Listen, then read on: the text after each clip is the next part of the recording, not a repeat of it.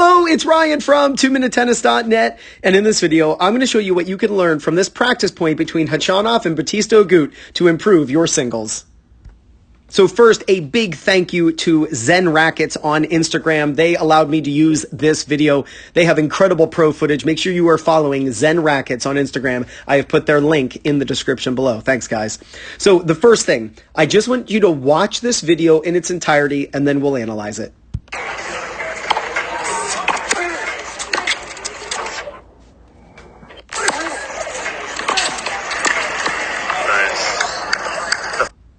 What's cool about Zen Rackets is sometimes they'll put certain shots in slow motion. So it was really cool to see that inside-out forehand in slow motion. So here's Khachanov serving. I want you to notice on his serve how he lands inside the court. So obviously he's behind the baseline. Now he's in front of the baseline. When you practice your serve, practice jumping forward into the court. And how are you going to do that? You're going to toss into the court. So I don't care if it's a flat serve, a slice serve, or a kick serve. I want you landing inside the baseline. You can see his back foot kicks up for balance. That's because he's tossing forward into the court, so he's ending up leaning. So that's called the scorpion leg. This back leg kicks up naturally if you toss into the court. So it's indicative of the toss going forward. So that back leg kicks up for balance.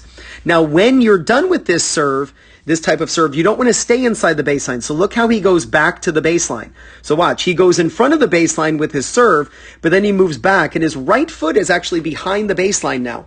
So you want to go forward into the court on the serve, but then immediately recover back so you can handle a deep return. Now, Bautista Agut returning serve here. He's not returning to the sides, but he's actually returning back down the middle. This is what I suggest to players all the time, especially if your opponent has a really strong serve, is aim your returns back to the center. It'll increase margin for error, and it also, which means what? You're getting the ball in play. You can't break serve if you miss your return. So you got to get the return in play. And when you hit down the middle, it also can reduce your opponent's angle on their second shot.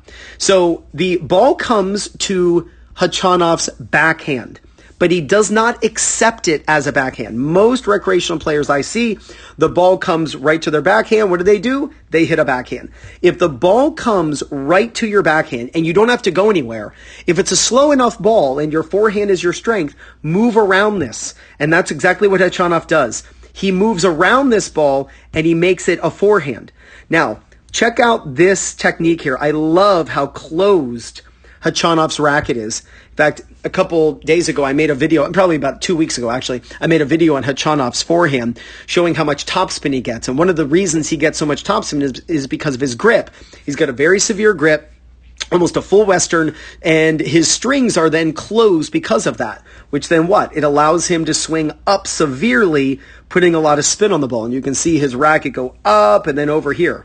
So he's putting a lot of spin on this ball because of that grip. So check out your forehand and see if your racket is closed. Most recreational players who hit very flat, their racket's like this, and their strings are facing over to the side. So one thing recreational players can do to increase spin is to tilt their strings down prior to contact and then swing up as they strike the ball.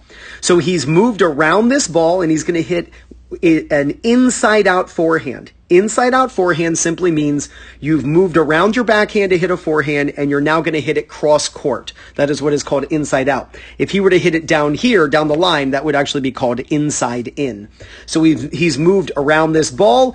Now, when he moves around this ball, he is planning on hitting a better shot than he would have with his backhand. Right? That's the whole reason you're going to, move yourself off the court a little bit. He could have stayed more centered in the court, but he's now moved around his backhand to hit a forehand. His weight is still going this way. So he's got to be careful that he doesn't just hit a neutral ball down the middle and then Bautista Agut can smack it over here. So you got to hit a big shot when you do this, and that's exactly what he does.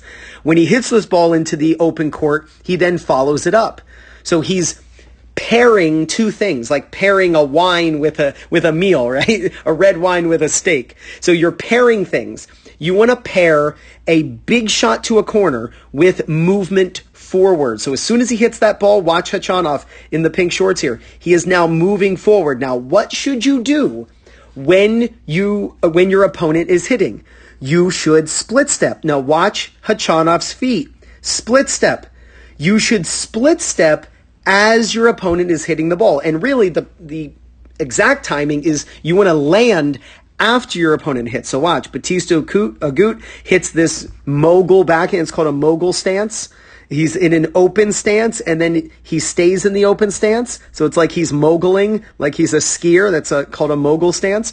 So he's in the open stance. He hits a mogul. Now watch, when he's striking the ball, Khachanov has not split-stepped yet. So the split step occurs now. You want the split step, the landing of the split step, to occur after the opponent makes contact with the ball. And the reason is because by doing this, you synchronize your brain's reaction time with your feet hitting the ground. When your feet hit the ground at the same time, when your feet hit the ground, when your head reacts, that's actually the fastest way to then move out of that split step into position. You don't want to be landing as the opponent hits. You want to be taking off with your split step before they hit, so you land after they hit. That's the fastest way to react to the ball. Now, a few days ago, I made a video about Rublev in a very similar situation, where Rublev hit a strong shot to a corner. It was actually the same corner, and the opponent was actually in a lot of trouble. And Rublev does not split step in this Khachanov position. In fact, I'll put that video up here in the card that's popping up here, that you can watch that video as well. And Rublev does not split step. And the reason I mentioned that Rublev lost that point is because he didn't split step, and his opponent hit a lob, and it took Rublev 6 steps after the opponent made contact with the ball. Like 1, 2, 3, 4. I don't know why the video's doing this. Give me 1 second.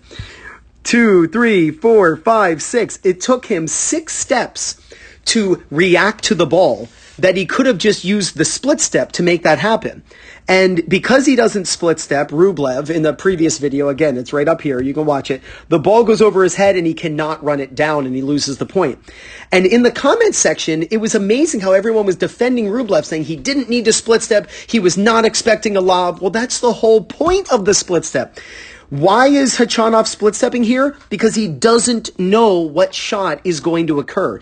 You don't split step to react to the shot. You split step so when your brain reacts to the ball, you can go in any direction. You can go to the right, you can go forward, you can go left, you can go back. So the reason you split step is so you have 360 degrees at your disposal that you can move. When you don't split step, it's really tough to be able to change direction, as you will see in this video of Rublev. So Khachanov split step so he can handle any shot that Bautista Agut hits. Now, what I recommend for players in this situation, in Bautista Agut's situation, is when your opponent comes to the net, that you resist the urge to immediately go for the pass, but that initially you go to your opponent's feet. And the reason is, half the time your opponent's just going to screw that up. So you just hit a ball low over the net, and you should be able to do that. You just aim your shot mentally. You just say, I'm going to hit this ball low over the net. Instead of lobbing it way up in the air, you hit it right to your opponent, and you let gravity and spin bring the ball down to their feet. And the reason is, most of the times, not most, but about half the time, they're just going to screw up that volley. But really, the other half of the time, they're going to hit a weaker ball that's going to land short.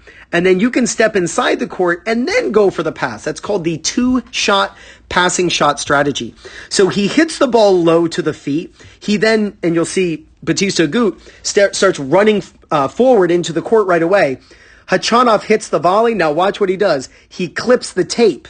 And instead of Bautista Agut being able to run in and then go for the pass or even go for a lob up over Khachanov's head, the ball ends up being a drop volley that clips the tape. So let's watch this point again in its entirety, and I want you, in fact, I'll play it 3 times, and I want you to look for those ideas and those concepts, footworks, and techniques that we've just analyzed in the slow motion.